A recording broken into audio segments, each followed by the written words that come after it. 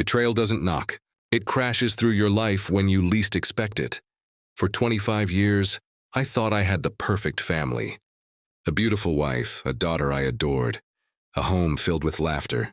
I worked hard, built a real estate empire from scratch, and gave them everything. Vacations in Europe, private schools, cars, comfort. But beneath the picture-perfect life, cracks were forming. It started with my wife. She grew distant. Her phone was always locked, her nights out grew longer, and she laughed at messages she wouldn't let me see.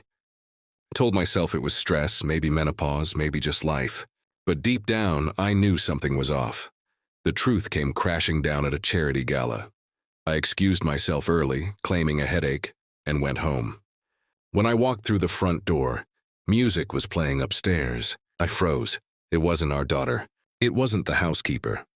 I climbed the stairs, heart pounding, and there she was, my wife tangled in bed with a man I'd known for years.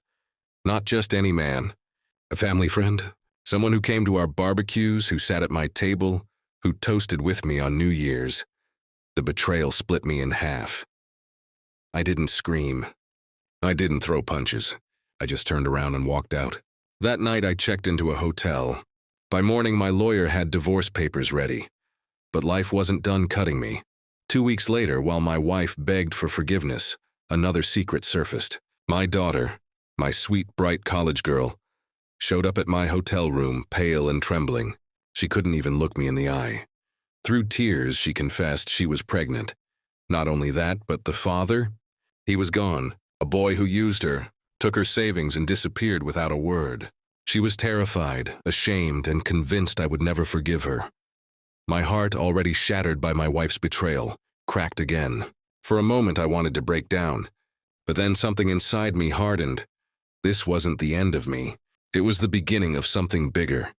I filed for divorce immediately. My wife thought she'd walk away rich, half my empire. But I had been moving assets for months, preparing for the storm I sensed was coming.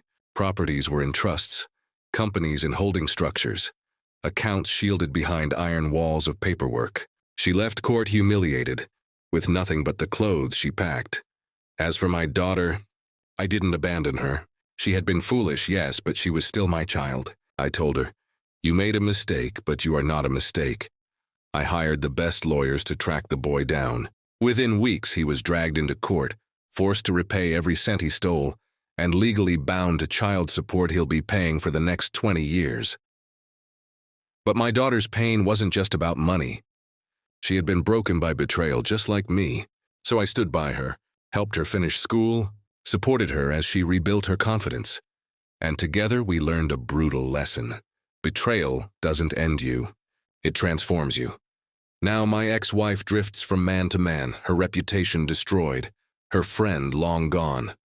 My daughter?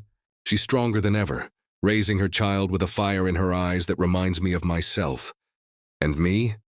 I sit on my balcony at sunset, a glass of bourbon in hand, watching the empire I built continue to grow. Betrayal didn't take me down. It gave me clarity. So here's the truth. No matter who breaks you, a spouse, a friend, even your own child, you can rebuild, stronger, sharper, untouchable. If this story struck a chord, don't just watch. Subscribe now for more tales of betrayal, survival, and ruthless comebacks. Because the next one might just be darker. Stay strong, stay legendary.